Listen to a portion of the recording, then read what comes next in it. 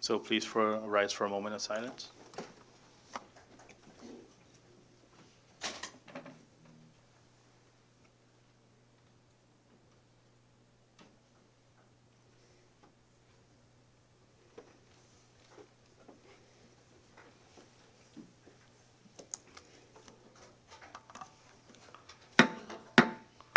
I now call this session to order. Clerk, please call the roll. Mr. Speaker, Present. Representative Abalta, Present. Representative Benavente, Yeah. Representative Blanco, Present. Representative Borja, Representative Camacho, Gaya. Representative Castro, Gaya. Representative De Leon Guerrero, Stiga. Representative Flores, Present. Representative Guerrero, Stiga. Representative Victorvos, Hilo. Representative Zama, Present. Representative Manglotnia, Present. Representative Maritita, Representative Peter, Here. Representative Probst, Representative Cristina Sablan, Present. Representative John Paul Sablan, Estiga. Representative Villagomez, Present. Representative Yumo. Present. Mr. Speaker, all 20 members are present. Thank you, Clerk. All 20 members present. But before we proceed with today's business, I would now like to recognize the floor leader for the motion on the emergency declaration.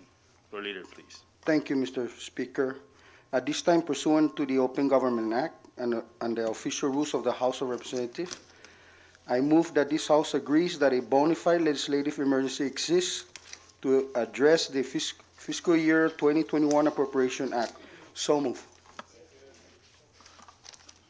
A motion for the declaration of emergency session being placed by our floor leader and has been seconded. Discussion on that motion. Ready? Mr. Speaker, Please, floor leader. just for the record, our rules provides that we need to muster 14 votes in order for this motion to move forward with today's order of business. Thank you, Mr. Speaker. Thank you, floor leader, and that's duly noted. Discussion? Ready? Rep. Yumo, please, under discussion on the declaration of emergency. Yes, thank you, Mr. Speaker and members.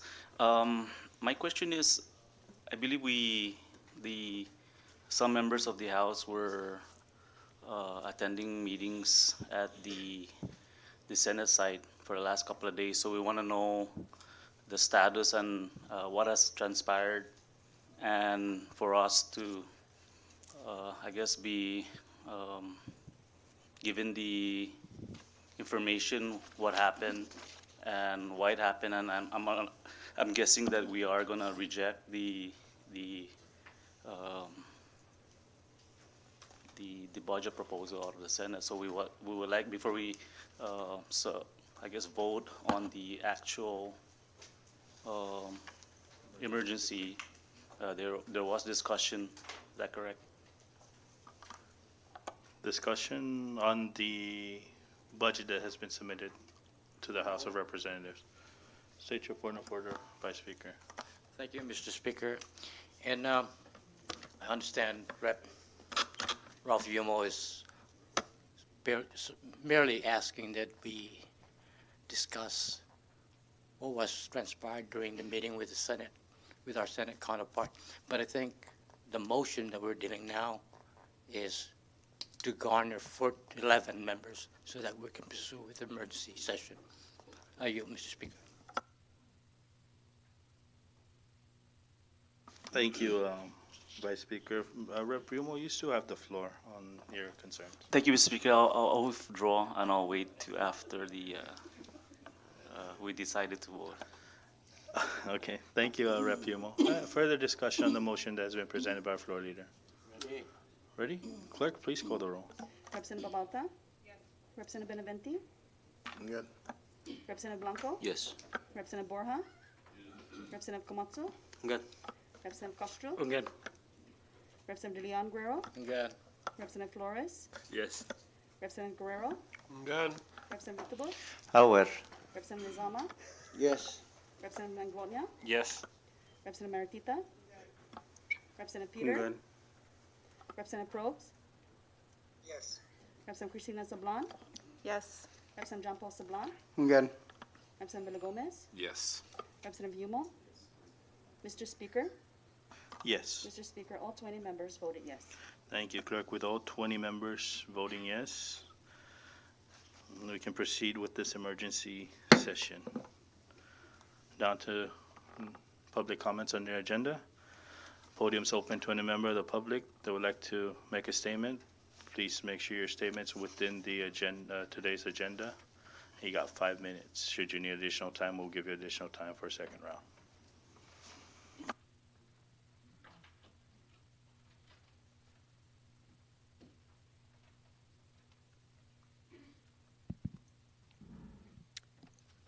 Good afternoon, Mr. Speaker and fellow members of this House. Thank you so much for opening up to the public to make some public comments regarding the FY21 budget special session today. My name is Edith De Leon Guerrero. I am a private citizen since 2017 after my job as a Secretary of Labor. So this morning I was able to look at the recording of the YouTube session during the Senate deliberation over the budget. And I do have some concerns. I took some numbers down, and I'd like to express some of my opinion. And hopefully your body will be able to take it into account and make the right decision moving forward for the passage of FY21 budget for the Commonwealth. My understanding, based on the YouTube recording this morning, is that the legislature's budget of $82.6 million has not changed from FY20 to FY21. So that is very concerning to me. It seems like that particular pot of money is well protected under the proposed legislation for the budget, while the rest of the suspension of 5 particular programs earmarks are being suspended to the tune of $13.8 million. And that includes the health and life insurance employer share of its premiums. Now, I want to speak on that behalf because I have been a life insurance agent for many years of my life, representing one of the largest U.S. companies, Prudential. And life insurance is a family protection. It's not for the dead. It's for the living. Okay? And that's the reason why families, when they apply for employment, they look for those benefits, health and life insurance. Primarily, it's because to protect the family's assets in case of sudden death. And as we all know today, almost every week, someone is passing off in some family. And you wonder if there's any life insurance protection for these families to take care of funeral expenses, mortgage payments, perhaps maybe at the bank that is holding a mortgage to their house, perhaps maybe a car that a bank has a lien hold. So those are the areas of concern that I have as a former life insurance agent when we talk about family planning and family protection. And I'm very much concerned about that particular area of earmarked monies that are being taken away from families that opt to take that benefit because of their employment within the government sector. And I feel that to negate or look into that pot of money and to take it away to fund other programs, not to say that they're not important, but when we ask ourselves the question, you yourselves are part of that group life protection and group health protection. So you want to ask yourself the question, do I want to mess around with the livelihood of families? Do I want to mess around with children that are probably minors as we speak today if mom and dad should go away and not have a life insurance protection? You would want to ask yourself if they're going to lose the roof over their head, okay? Would they lose their car if mom and dad do not have any kind of life insurance coverage? That is so fundamental. It is something that a family values more so than anything else. And I urge all of you to rethink this and look at yourself in the mirror and ask yourself the question too. You have your own family to protect. And so do more than 3,282 employees that are employed by this government, subtracting the 530, and out of that, 88 has been furloughed or terminated, according to the recording that I saw this morning. The other area of concern that I have is the discretionary accounts for the governor's office and lieutenant governor of $126,000 and $70,000 respectively. So we can find the money to fund those offices for discretionary funds at their pleasure, yet we have the audacity to take away protections of a family with respect to health and life insurance. The other area of concern that I have is you are a body, separation of power, three branches of government, okay?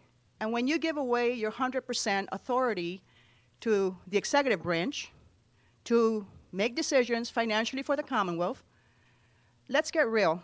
As we speak today, it was preached in 2018 about $170.7 million of excess revenue, an increase in government assets of more than $150 million. So really, ask yourself the question, where is all this money? And why are we bankrupt today? You must think hard and look at the facts. What has been told to the community, or maybe they're lies. Because I, for one, I listen intently, I read carefully, and I analyze a lot of things. And I speak from experience, because why? For the love of a family, for the protection of children, it is so wrong to take away what mom and dad is putting away from them, for them. We can't do that. And I know, and I hope that all of you in this room have a conscience to think about that, because your own family might be affected. What strikes me also in this deliberation process, except for a few, nobody's talking about the more than $65 million in receivables due to the CNMI. We're talking about $50 million due August 12, 2020, the annual casino license fee, $3 million of regulatory fee that was due on, that's coming due October 1st of 20, the Community Benefit Fund of more than $35 million since 2018, a tax lien of $9.5 million that was just filed recently by Revenue and Tax, and developers tax of maybe $2 or $3 million.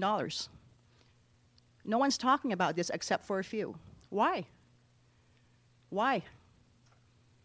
I want to know why.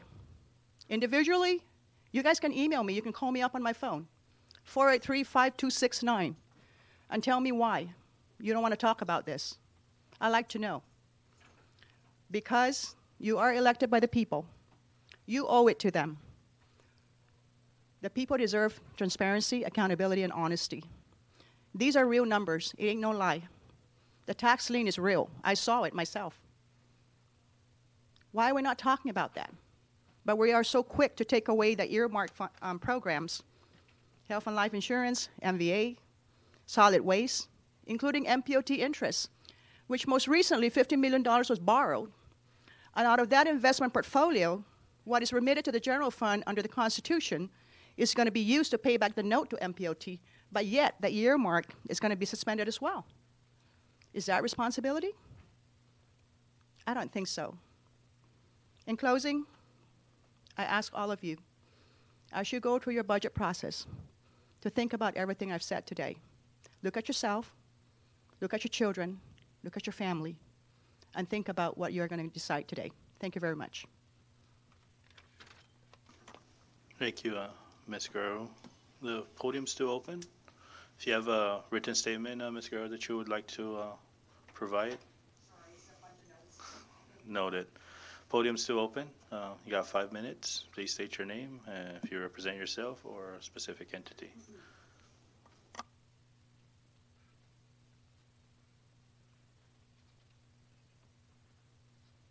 None? Moving on. We have none under adoption of journals, none under introduction of bills, none under introduction of resolutions, none under messages from the governor. Under Senate communication, I recognize the floor leader for the proper motion. Thank you, Mr. Speaker. On item 7, Senate Communication, we have only one, and that is Senate Communication 21-117, returning House Bill number 21-124, entitled to make appropriations for the operations and activities of the government of the Commonwealth of the Northern Mariana Islands, its agencies, instrumentalities, and independent programs, and to provide budget authority for the government corporation for fiscal year 2021 and for other purposes, which was passed by the Senate with amendments and in the form of House Bill number 21-124, Senate Draft 2. I move that we accept Senate communications so that it becomes the property of the House. So move. Thank you, Florida. A motion has been placed by the floor leader to accept Senate Communication 21-117. and has been seconded. Discussion, Representative Maglonia, please. Thank you, Mr. Speaker. Maybe just to be clear, in accepting the Senate communication, does this mean that we were approving their version of the budget? No, it does not. Accepting it is, so it becomes a property of the House, so that we can get it to the bill calendar, and then that's when the action on the bill, whether to accept the amendments or reject the amendments as provided by the Senate on the Okay, bill. thank you. Just wanted to make that clear. No problem. Thank you, Rep. Gomez. Any further discussion on the motion? Ready? All those in favor, please say aye. Those opposed, please say nay. Motion carries. Thank you, members. We have accepted Senate Communication 21-117.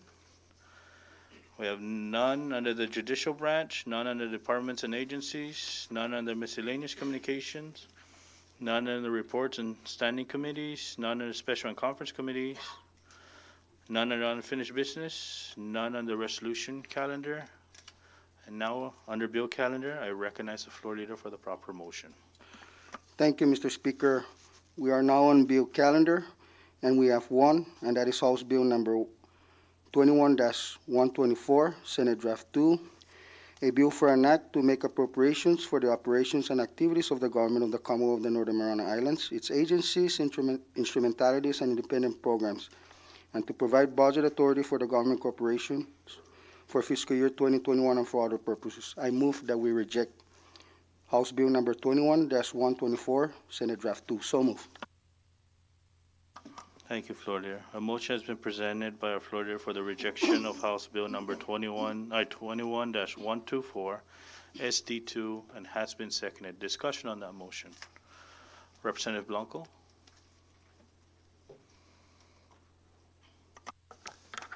Thank you very much, Mr. Speaker. Honorable colleagues, just a brief background. Several members of this body earlier worked with the members of the Senate Fiscal Affairs Committee, and we generally agreed to the provisions in House Bill 21-124, SD1, which is now SD2. However, time was not on our side to go over Schedule A. And for our viewing public, Schedule A is where the actual dollar figures are. As they say, the devil is in the details. Anyhow, because of time limits, and if we do decide to move forward to reject the Senate version, Mr. Speaker, your team is ready to sit with our Senate counterparts and examine theirs and our numbers carefully. Thank you, Mr. Speaker.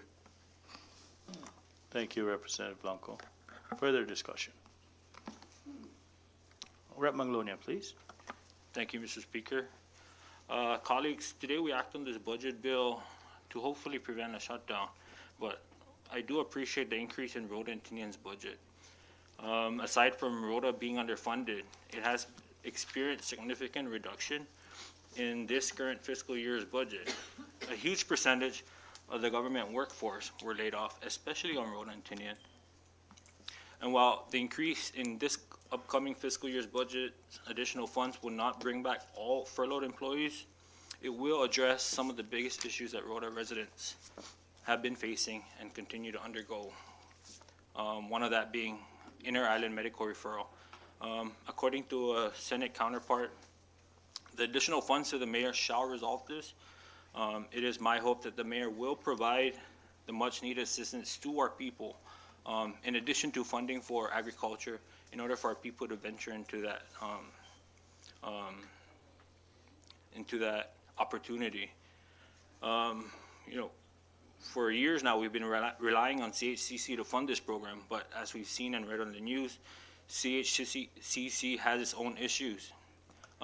Having this additional funding should alleviate the responsibility on CHCC and free up funds for the corporation to continue its operations.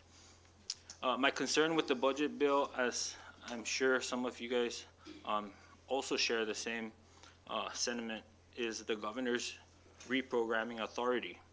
Notwithstanding the possibility of a government shutdown should we not pass this bill, are we willing to give up our authority given to us by our Constitution the supreme law of the land, and give the governor 100% reprogramming authority. This is why we legislators here are here, and this is why we have a legislature. We must not easily give up our responsibility of providing checks and balances in our government. So while I understand that the motion was to reject, I do hope that should we go into conference that these additional funding to Rhoda and Tinian will be considered. So with that said, I do support this appropriations, but with strong reservations. Thank you. Thank you, Rep. Maglonia. Further discussion on the motion.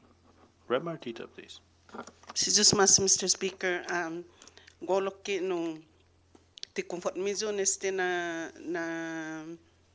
no House Bill 21-24 SD2 por razón na usangan gi mapus ni tapasa i House Concurrent Resolution 2102 SS1 por razón na matsuli iti siya earmarkings, masuspendi earmarkings sa ti kumumfort medyo sa tutungo no tumamano i numero siya ni man mapotlo mano ni man mapotlo siya numero pues pwede no na rason na tisinya usapota lokisti na House Bill 21-124 SD2. Thank you.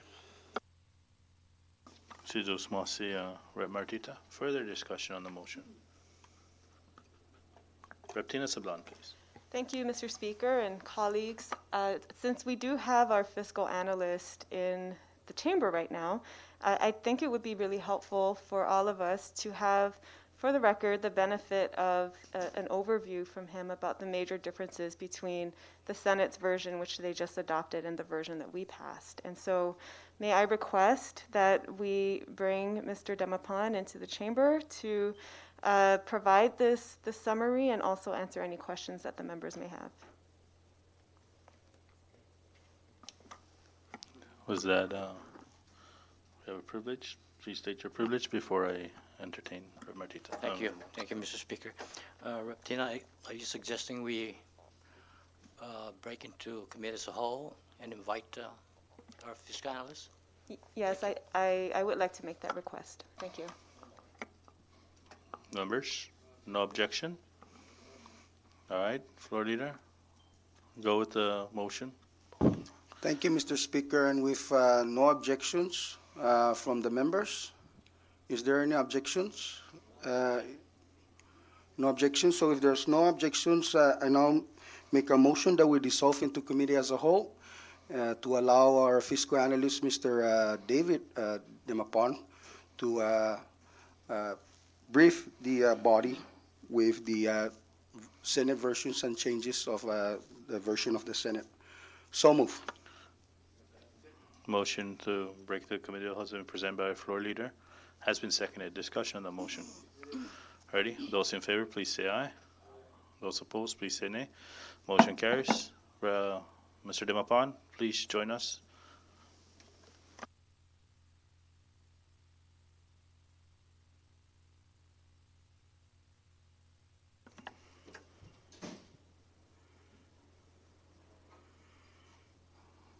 Okay.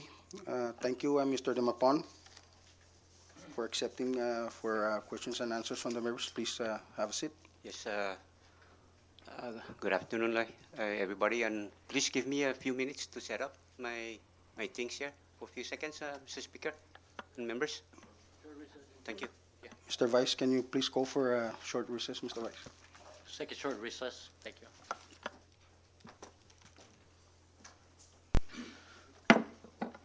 We're back into session. Thank you, Mr. Demapan, for joining us. I now pass the mic over to the floor leader, has control over the. Thank you. Thank you, Mr. Speaker. This time, members, is the opportune time to ask questions and get some answers for our fiscal analyst. So, do I see a hand? Recognize Representative Lipon, and then right after Representative. Okay, go ahead. Thank you, floor leader, Mr. Speaker, members. I listened into yesterday's Senate session, and when the fiscal analyst was called up to explain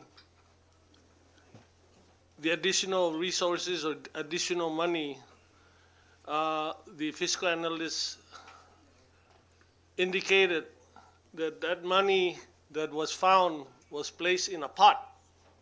I don't know what pot is that, but I want to know all this money that is in that hot pot boiling. I want to know where that money was spread out to. I mean, meaning where X amount of dollars, what business unit, what senatorial district, and so forth, because we need to know how this money came about, because as I alluded in the meetings, show me the money. Don't show me a paper, because I cannot stand looking at numbers on paper, but show me that green money that's there. So I hope that what the fiscal analyst is going to share to this body is that pot of money. That pot of money it's in there. Thank you, Floor Leader. Thank you, Mr. Representative Lipon. At this time, in response, Mr. Demapon, can you just walk us through all the exercise and how you have assisted the Senate counterparts in moving all these dollars within Schedule A? Please proceed. Thank you, Mr. Floor Leader. First of all, I just want to bring to your attention that an accounting of all the transactions that have transpired since day one of the exercise have been properly accounted in the Senate version and also in the House version. My job here is to make sure that there is transparency as to how the funds are used, where the funds are directed, and where the funds came from. And I can be more than 100% point out, as Honorable Congressman Lipon is alluding, where this money is going to be in Schedule A. And let me start out first with the idea of where the funding go. For example, out of the 5 earmarks accounts that the Senate suspended, namely the solid waste, the group health life insurance, CIQ reimbursement, MVA, and MPLT interest, accounting to approximately $13.8 million. Now, how this money is distributed in Schedule A? If the IT person here, Mr. Jonathan, Mr. Chairman, Mr. Speaker, and Mr. Floor Leader, can turn on the, the screen so I can pinpoint and show the detailed outline of where the individual entities are funded. I have that here with me in my computer so that each member can know exactly where the money go. And we can put this up on the screen, members, Mr. Speaker, so that everyone can have a clear picture as to really where the money went. Can I get that assistance, Mr. Speaker? Absolutely. Let's take a couple-minute recess so you can move up this way and we can set up your computer and shoot them up to the screen. No? Okay. Short recess. Okay, we're back into session, Committee of the Whole. Floor Leader and Mr. Demapon, you have the floor. Okay, members, if you can all direct your attention to the screen, and I'll walk you through where the funding were distributed. If you look at on the right side of the T account up there, showing Senate version Schedule A, you will see an accounting of approximately $13.8 million, comprising the 5 earmarked accounts that I have stated earlier, of which solid waste, approximately $1.9 million, as shown in the screen. Group health life insurance that was suspended, approximately a little bit over $6 million. CIQ reimbursement, $260,000, approximately. The MVA, $4.7 million.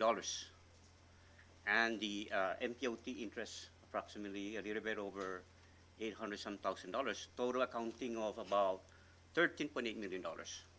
Now, here is the answer in response to our Honorable Congressman Lipan in how the funds are distributed. If you look on your left side, the first entry there, showing an explanation, Schedule A, solid waste, Business Unit 2082, Senate Action. That money there, that's sitting there, $1.4 million, that money represents 75% of $1.9 million because the 25% is taken out and is given to PSS, which is part of this $3.4 million down here. Okay? Now moving to the next earmark account. We're going here, members, in detail. Remember the $6 million that was suspended on group health life insurance? Again, we restore 75% in Schedule A under Business Unit 1533. And you will see that $4.5 million in Schedule A. And again, the 25% share is part of this $3.4 million down here showing for PSS. Moving on. If you have any questions along the way, members, please stop me as I go through. CIQ, $260,000, suspended. Taken out 25%, giving us approximately a little bit over $195,000. Again, its share of that 25% is part of this $3.4 million. Okay? Any questions so far, members? Please proceed. Okay. So I'm going in detail as to where the funds were reallocated. Now moving on to MVA. $4.7 million suspended earmark. This one is a little bit complicated, members, so you can know exactly what's going on here. Of the $4.7 million, we gave PSS, again, 25%. That 25% is included in this 3.4. Now, you can see here that MVA will get $1.6 million. And of that, net amount of that, after $4.7 million, the HUD also will allocate $362,000 to the revenue and tax account for the compliance on revenue, compliance on tax for Tinian, Rota, and the Sinamay. And we gave that $362,590. Now, the leftover amount between these three numbers here, deducting PSS 25%, is this money, 1.5. That 1.5, members, as you can see my footnote there, it's showing that it's going to go into the pot. What I mean, it will go into the pot, it's going to go down here. It's going to be distributed further down here. And this is where the distribution will be. And you will see all where the money of those were put into the pot of approximately $7.4 million, which I will further explain. And these are the activities that will benefit out of that $7.4 million. And that will make up that 7.5. So let me continue on with the explanation up here. Now we're done with MVA. Now the MPOT interest, 8.7. As you can see, majority of them are distributed on the left side. Judicial admin will get 303,000, public defender 2,500, governor's office 42 for utilities, 50,000 for board of election, and again PSS also will get 84,000 here. NMTI we get approximately 131,000. So that's where the distribution of the leftover after deducting the 25% of 817 that goes to PSS. Mr. Dimapan, Any question? Yes. where did the first and second senatorial, where did they get that money? Yeah, I'm getting there, sir. I'm getting there. Are you, Yeah, you're it's alluding gonna- about the 13 million, Yeah, that's a different source there. well, you're alluding to the 13.8 million that was earmarked is for the third senatorial district disbursement.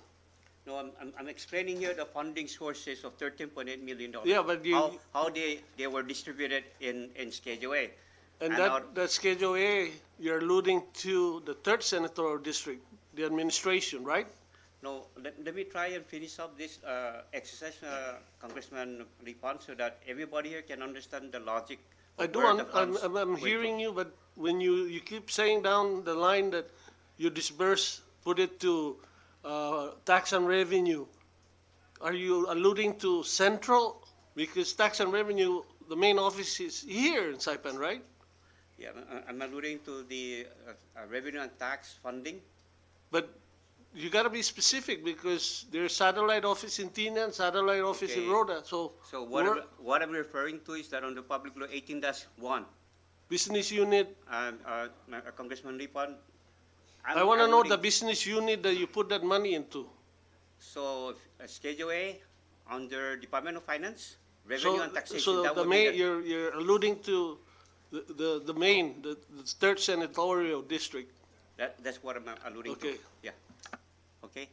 Thank you. And then we're done with that 30.8 explanation on where the funding all went through, except $1.5 million, which we will distribute down here on the left side here. Okay, members? So now we're done with the first source of $13.8 million. We're done with that, except 1.5 is left over to be distributed in the pot in the bottom activity there, as I stated earlier. Mr. Demapan, Yeah. before you proceed with the 1.5, we just want to make it clear that that 1.5 is coming out from hot money. That's correct. Okay, please proceed. Thank you. Sorry, may I just ask a quick question regarding MPLT, Mr. Demapan? Yes. So the 817,000 that was suspended by the Senate, that was MPLT interest income that was supposed to be withheld by MPLT, right? To pay back the central government's loan. Okay. Is that correct? Yes, but that's not the case. Let me explain. Okay. Let me explain. Okay. Hold on, Okay. Mr. Demapan. Yes.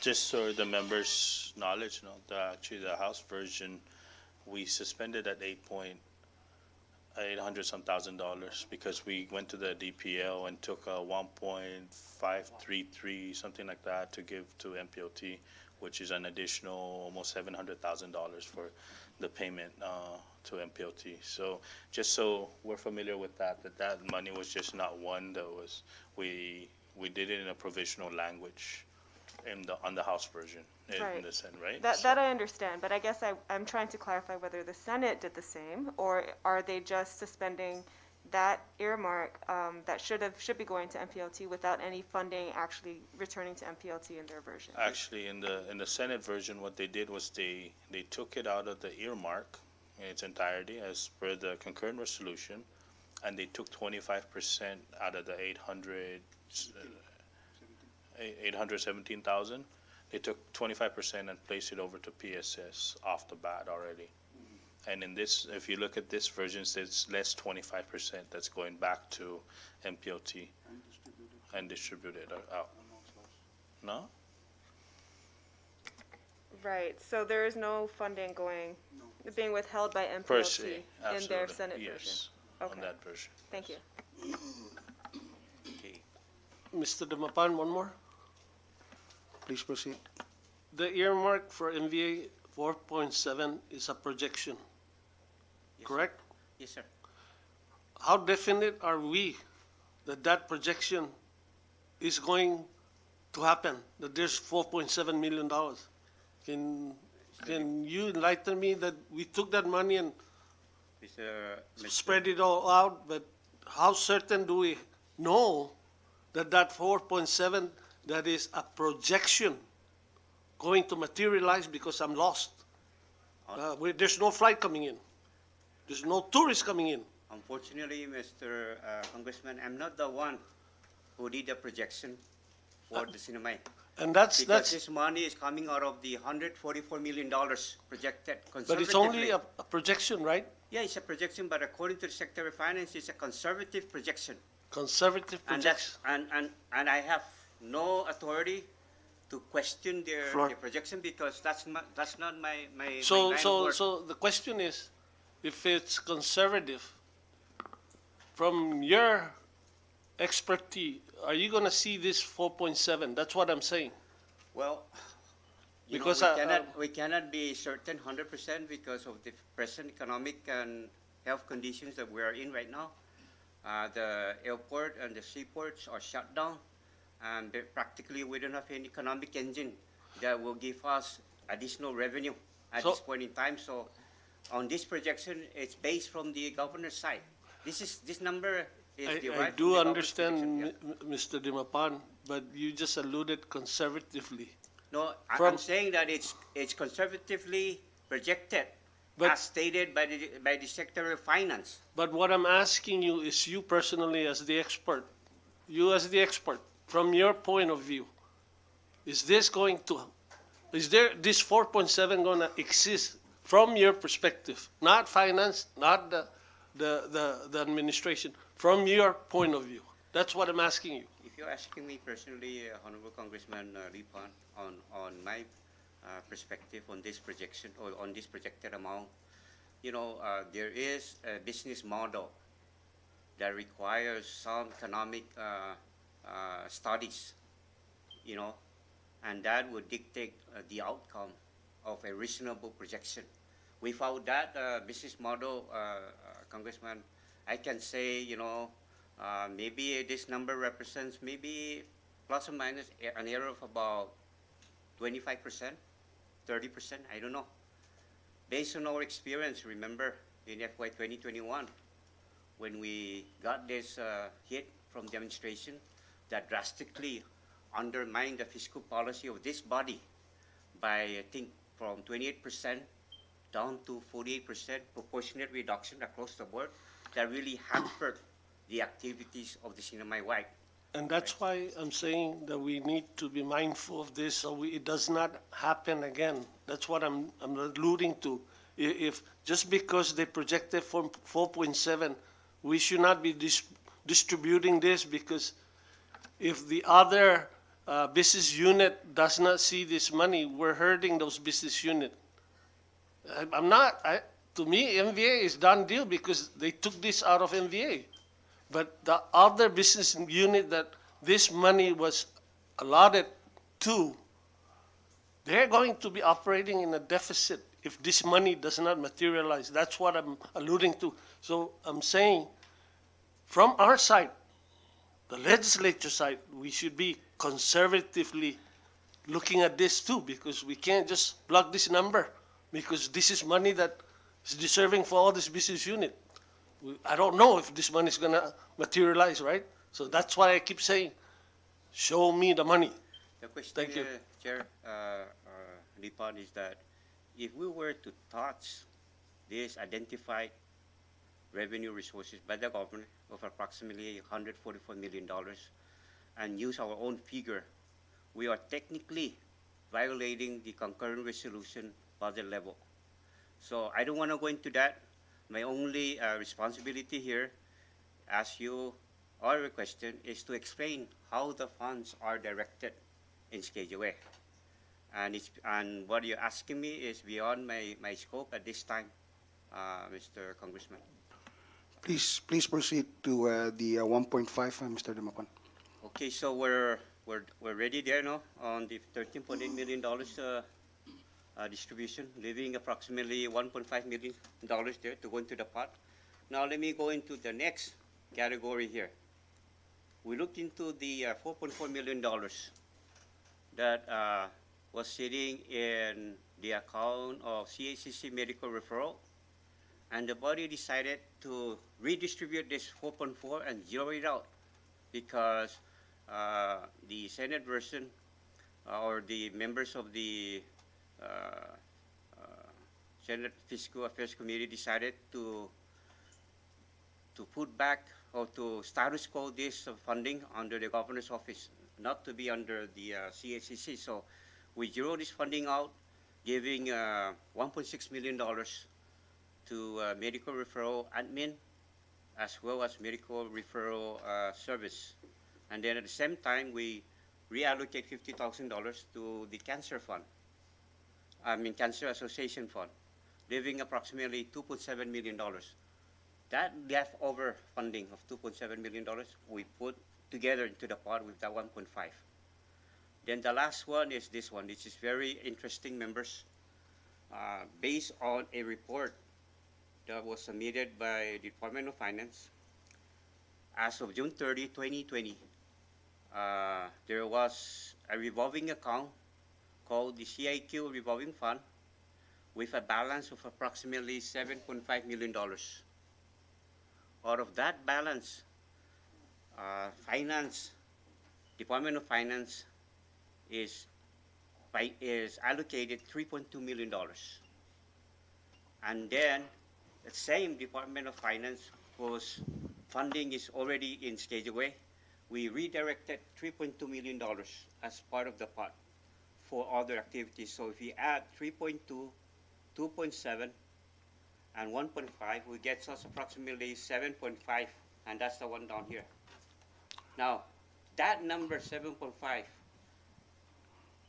we redistributed that into all of these accounts right here, and that's where our Congressman Lee Fan was asking me where the funds went.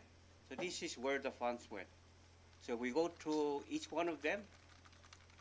Out of the 7.5, Schedule A, the judicial admin gets approximately 180,000.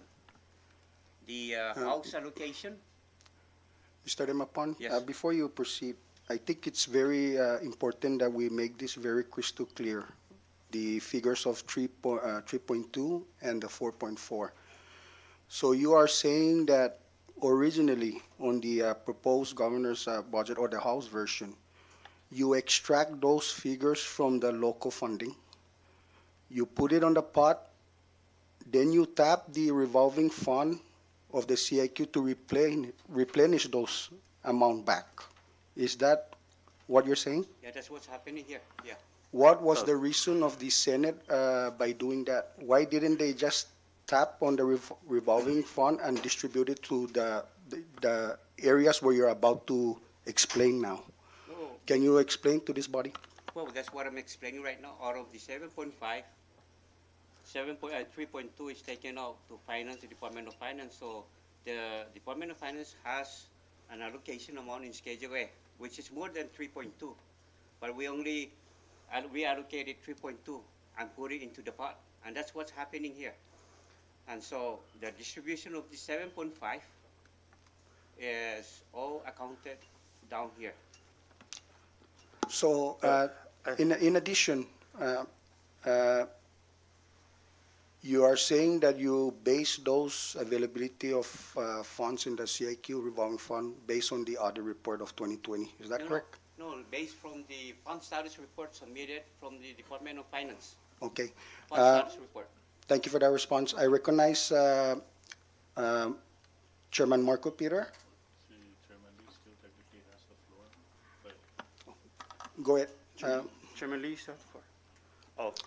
Mr. Demapan, I think I have a kind of a clear understanding of what the Senate is doing here, because right now you guys are they're tapping into the local funds, which is a guarantee with regards to the budget, right? They'll take it and redistribute with all due respect to our first and second senatorial district with the increase of what's allotted. But you want to take a look at what the Senate does. Like I explained in leadership, why didn't the Senate just take it if it's for sure, for a fact that we're talking about, was that 7.5, Mr. Demapan, that you say that it's in the revolving fund? That's a different number that I received from Dave Atalik yesterday with regards to my message to him. There's 6.2. Right. It's a revolving fund. Right.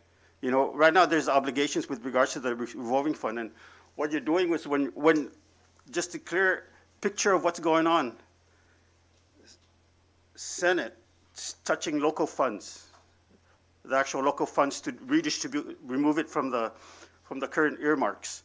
And then what they're doing is they are using the CIQ, which is basically CIQ funds come out from evening flights.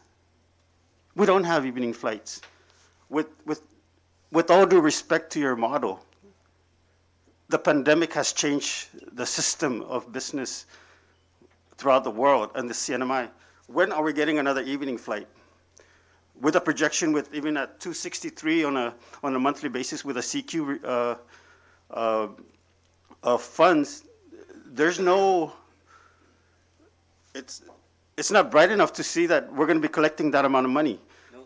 But you're going to claim that 7.5 is going to come out of the CIQ funds. The only reason why it's just, the way I see it, in my opinion, is this CIQ funds that's redistributed to the earmarks is going to be a question mark. It's every other distribution that's coming out of the local funds. You can respond after I speak, but this is the picture that I'm seeing. The local funds, it's going to be secured with what they're doing right now. But when you redistribute fluff money, what do they call it? Optics? It's more of an optical illusion. So if you can just explain that. I think, Congressman Peters, you don't understand what a revolving. I have an idea. No, because you're talking about projected or estimated money that hasn't been realized. This revolving fund has been, the money, it's cash. It's not paper money. Then why do you have a different number with what was given to me by the Secretary himself? Well, maybe not you, timing. sir. Remember the timing, because this is as of June 30, 2020. And the date that you're receiving, the cutoff date is maybe as of what date? So the numbers will change. But even though if the numbers change, we're still at a 6 million level, right? So the $7.5 million that was tapped, approximately 3.2, right, was taken out for Department of Finance, and then 3.2 was taken out for the Medicaid reimbursement. And so leaving approximately about $1 million, so 7.5, leaving $1 million, so the balance still in break even. I understand, So Mr. there won't Demapan. be any problem there. I understand that, but you take a look at this. Why don't they just take it out of the CIQ funds if they're so sure that there's that funding over there? Which CIQ funding you're Well, referring to? I mean, when they redistribute, you're redistributing to the respective earmarks. Yeah, what we're saying is that out of the 7.5, that money, that 7.5, is not a projected money. It's a cash money. It's already on hand. It's available. Okay? Why can't they have it available to us too?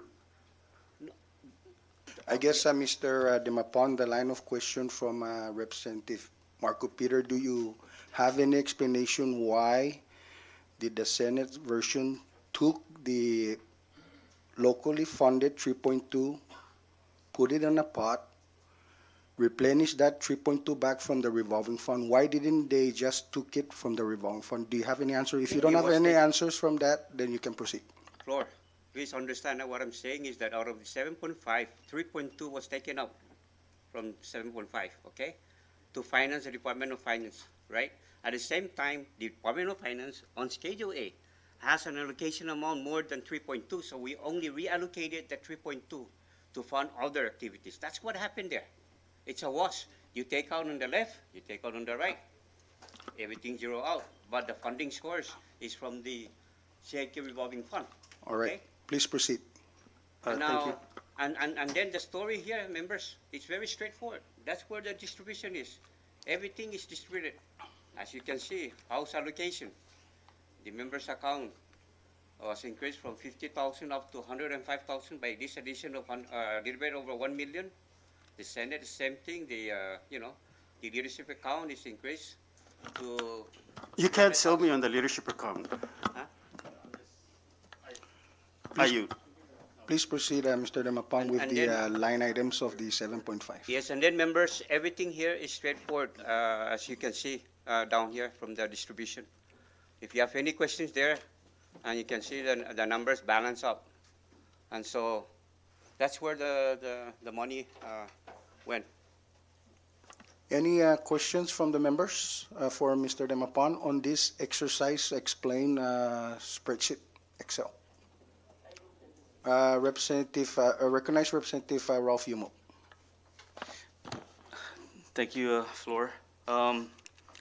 Just question, a few questions from the CQ. I know you mentioned there is a fund status currently available right now that's showing as per the the Secretary of Finance, but the governor's reprogramming authority right now from this current fiscal year is at 100%. So that means that any fund that's sitting down in any revolving account from what's being tapped on right now could basically be wiped out in a moment's time. Is that correct? I'm not the governor. I cannot answer that. Okay. No, but okay, It's- let me it's- ask the legal counsel then, because I think we restricted the governor's reprogramming authority to the executive branch. And we're using the executive branch as defined in the Appropriation Act. so but They CQ is just- under the No. executive. No. It's not. Costumes and quarantine is under the executive powers. Well, that's a trust fund, trust fund account, and it's not an income account. It's not the result of fees or not the result of income. It's supposed to be an expense reimbursement. And apparently, the airlines have been overcharged. I So understand. there's a balance in I that understand account. that part. I'm just So saying it's- that the current executive powers right now under this pandemic, where the governor is telling the legislature he can take whatever funds available and divert it to either payroll or the hospital or CUC, whatever he chooses. Is that correct? He can do that under his emergency power, under the Declaration of so Emergency, let me but not reprogramming. Okay, so let me do that. Let me rephrase that. The current emergency powers right now, that funds that are sitting, the 7.5 will not be there. Right, he can take Because we those, just he can- basically identify it yeah, right now. He can tap the MPLT corpus. All right. His I'm just, my question now is, I understand what our fiscal analysts and the Senate are trying to do. My concern is we've been in deficit for so many years, and I'm just wondering who's not going to be paid. Next fiscal year, I believe we're at $91 million as of 2019. 2020, we're not sure. We're speculating 65 or greater. We're not sure it might hit 130 plus. So someone's not going to be paid, and I'm concerned about that CQ fund that's showing there is a fund status balance, but with the emergency powers right now, he can basically move that money all or wherever he chooses, and that's what my concern is. So come next fiscal year with 3.2 million that's not here, how do we fund the Department of Finance? And that's my question. I'm to the body, I guess, and I'll leave it at that when we discuss the budget. Thank you. Thank you, Rep. Yumo. Any member has a question for Mr. Demapan from this exercise just explained? Representative Tina Sabang. Yeah, thank you, Mr. Demapan, for all of that information. This is very helpful, and we appreciate your expertise. Could you just provide us with a brief summary of the independent programs part for Schedule A, the 895,929, just a breakdown of that, and then MPLS at the very bottom of your schedule? Yes, no problem. Okay. I'll do that. Thank you. You're welcome. Want to explain, Paugo? Or?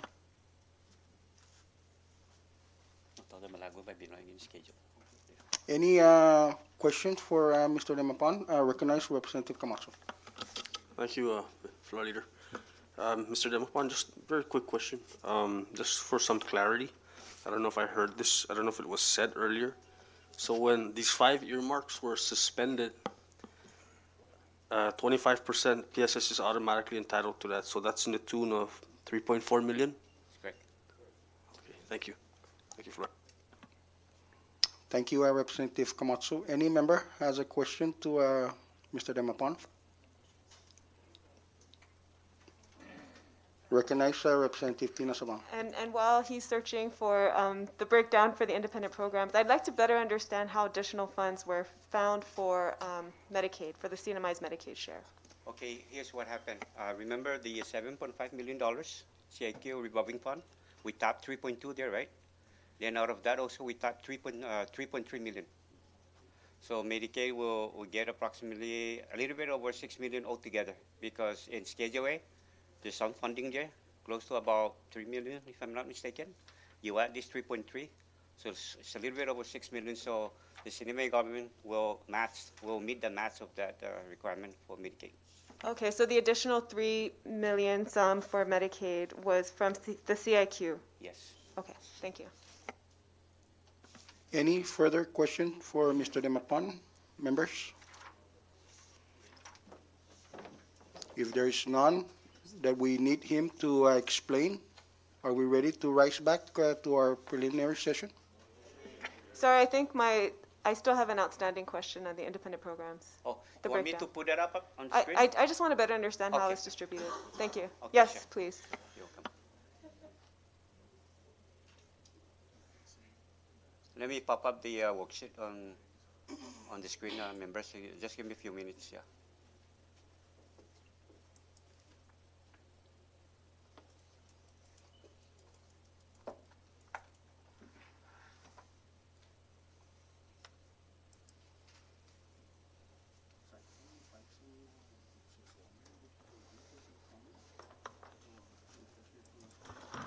Members, in regards to the Medicaid funds, just refer to page 44, section 803, under CIQ.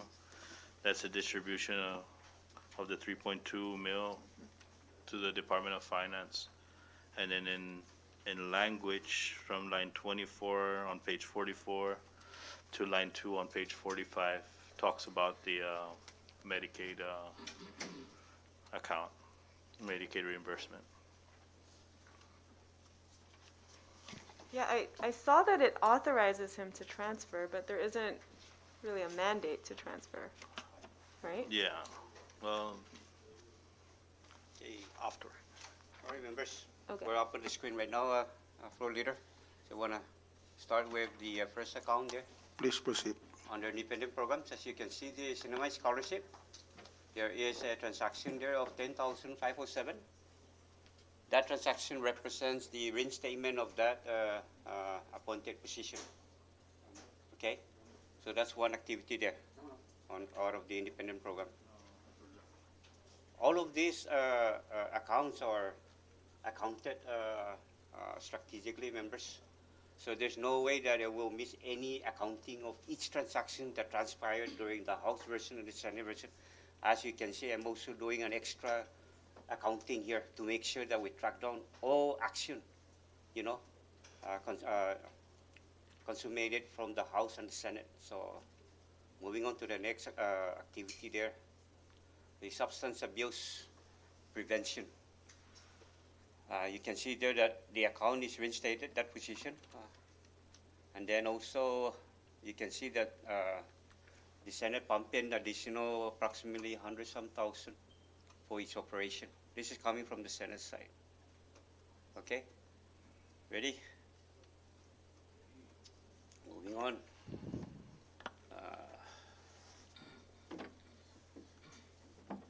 Elected Attorney General. Based from that exercise that we did, overall funding that the Senate gave, a little bit over $400-some thousand, as you can see the net change there. So each of these transactions, members, left to right, is all accounted. And it's a little bit complicated because there's a lot of changes during the course of the deliberation, so I have to account each activity, each action. So as you can see the movement of all the activities that transpired for Senate, and there were a lot of them. And so I have to religiously and make sure that the account also is balanced. For example, if you look at the account of the elected AG,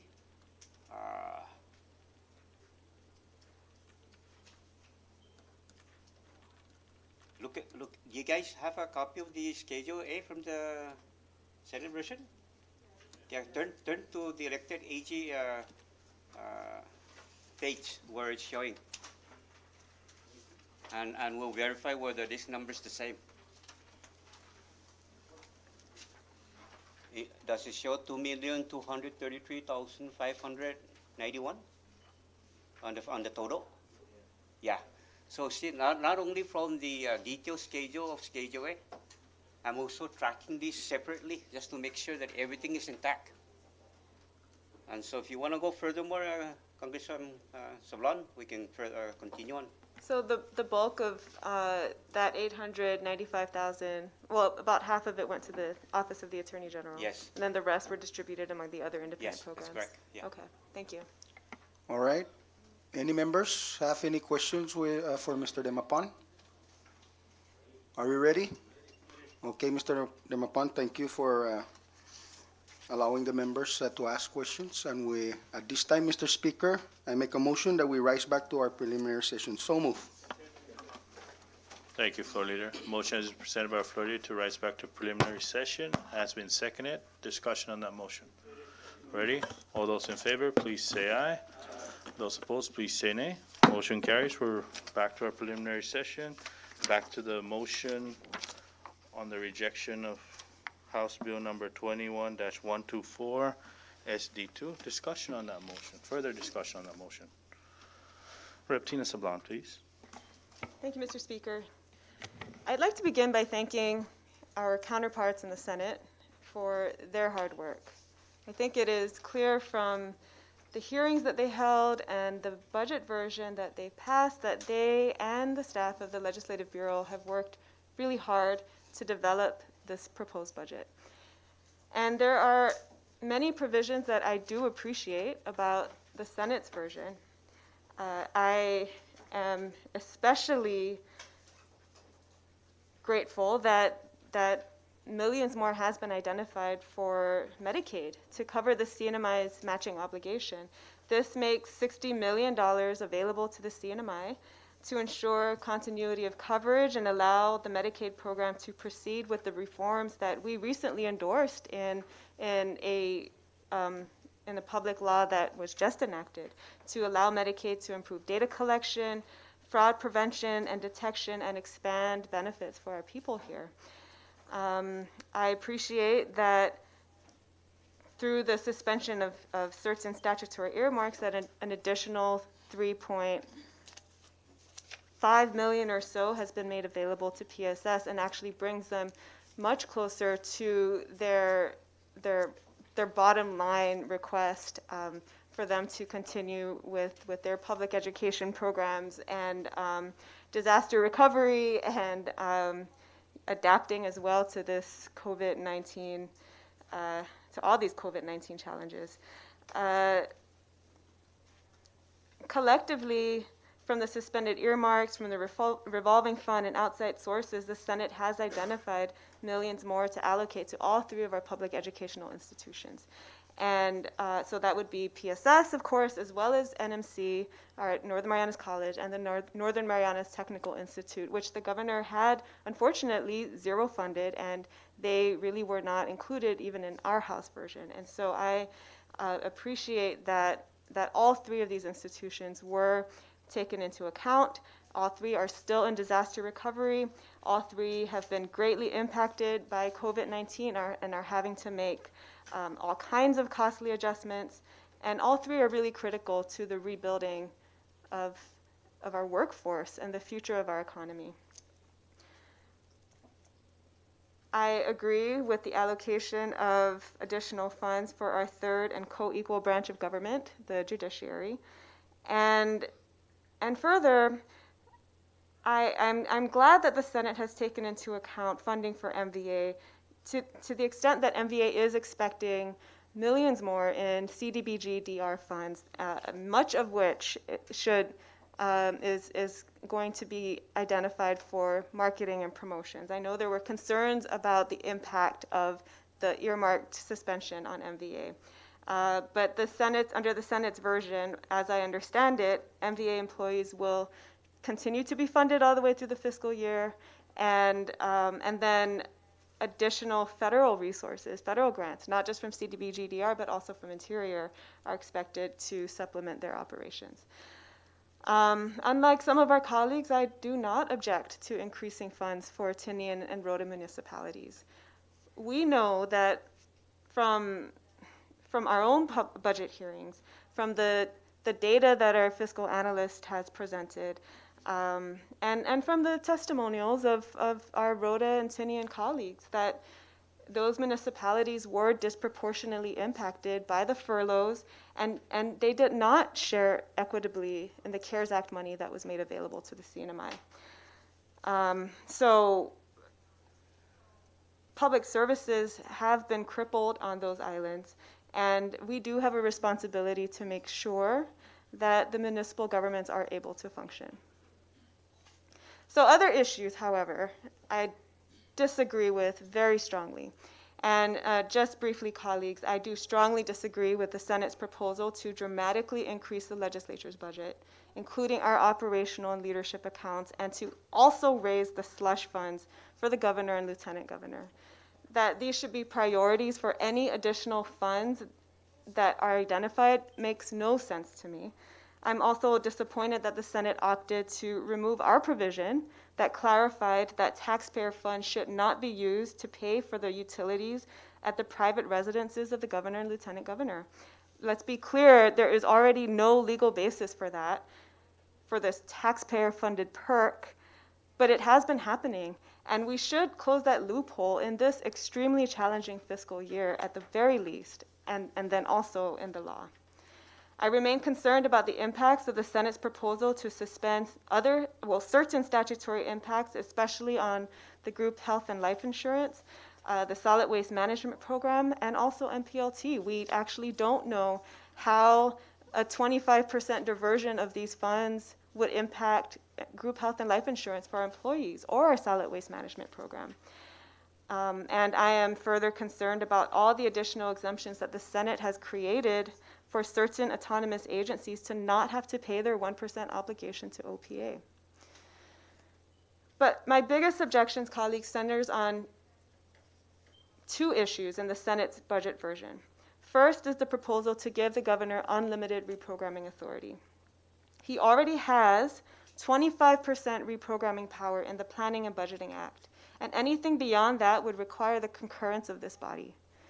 That's checks and balances. With the governor's existing authority, he already has about $6 million that he can reprogram within the executive branch agencies without requesting any additional authority from the legislature. On top of that, the Senate's version gives him authority to reprogram funds within the executive branch and redirect other available funds to cover the 25% retiree portion of their pensions, which I do not disagree with, although I do think that we should identify actual funding sources for that expense, and if the need for greater flexibility to pay this 25% portion is the basis for the Senate's proposal to give him unlimited reprogramming authority, I think that this provision is more than sufficient. It is a big deal, colleagues, to give the governor unlimited reprogramming power. We essentially abdicate our responsibilities as legislators to maintain control over the public purse. The governor has enough authority in the Planning and Budgeting Act and enough additional flexibility in the Senate's version of the budget bill to redirect funds for the 25% retiree pension payment if needed.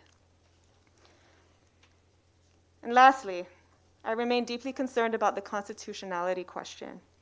My understanding of our mandate to pass a balanced budget is that we cannot go beyond the revenues and expenditures identified by the governor. We need his concurrence. The numbers must match. Right now, the Senate's proposed expenditures do go beyond the governor's proposed expenditures and the ceiling of available resources that he has identified for appropriation.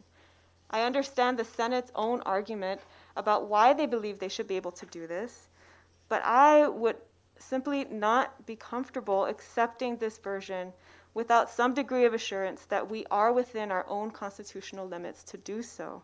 And that, colleagues, would require the governor's concurrence. So for these reasons, I will vote to reject the Senate's version and to move into conference with our Senate counterparts.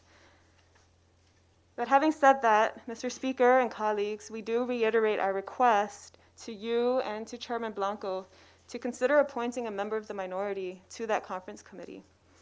We are familiar with the budget issues. We are willing to work. We are willing to negotiate with the Senate and with the administration. we're willing to be reasonable, and we recognize the urgency of passing a balanced and constitutional budget as soon as possible. So we offer our help in the spirit of bipartisanship. And we think we can also offer some balance to this process. Thank you, colleagues. I'm ready to vote. Thank you, Rep. Tina Sablan. Further discussion on the motion? Ready? Clerk, please call the roll. Representative Babalta? No. Representative Benavente? Privilege. The motion is, The motion is The to motion reject. is to reject, To and so a reject. yes vote is to reject, correct? yes. Thank you. Correct. Clerk, you see that? The motion is to reject. Yes, it Yes. is. Yes. Representative Benavente? Representative Benavente? Good. Representative Blanco? Yes. Representative Borja? No. Representative Camacho? Good. Representative Castro? Aware. Representative De Leon Guerrero? Good. Representative Flores? Yes. Representative Guerrero? Good. Representative Vitubus? Aware. Representative Zama? Yes. Representative Manglonia? No with reservations. Representative Meritita? Representative Peter? Good. Yes, aware. Representative Probst? Yes. Representative Christina Sablan? Yes. Representative John Paul Sablan? Ungan. Representative Villagomez? Good. Representative Yumo? Mr. Speaker? Yes. Mr. Speaker, 18 members voted yes and 2 members voted no. Thank you, Clerk. With 18 members voting yes, 2 members voting no, House Bill number 21-124, SD1, is hereby rejected by the House. SD2 is hereby rejected by the House. Thank you, members. That takes care of our bill calendar. Under miscellaneous business. None? Announcements? No announcements? All right, members, since we rejected House Bill number 21-124 SD2, I am officially appointing a conference, which will be led by our Chairman Ivan Blanco, our floor leader John Paul Sablan, Rep. Lipon Guerrero, and alternative member, we'll have 2, but 1 for now, we'll have Representative Joel Camacho. I will be appointing another alternate member. Thank you, members. Any further under announcements? None? Floor leader, for the proper motion, please. Thank you, Mr. Speaker. At this time, I make a motion that we adjourn subject to your emergency call on today's order of business. So move. Thank you, floor leader. Motion for adjournment is in place by floor leader and has been seconded. Discussion on that motion. Ready? All those in favor, please say aye. Those opposed, please say nay. Thank you, members. We're adjourned.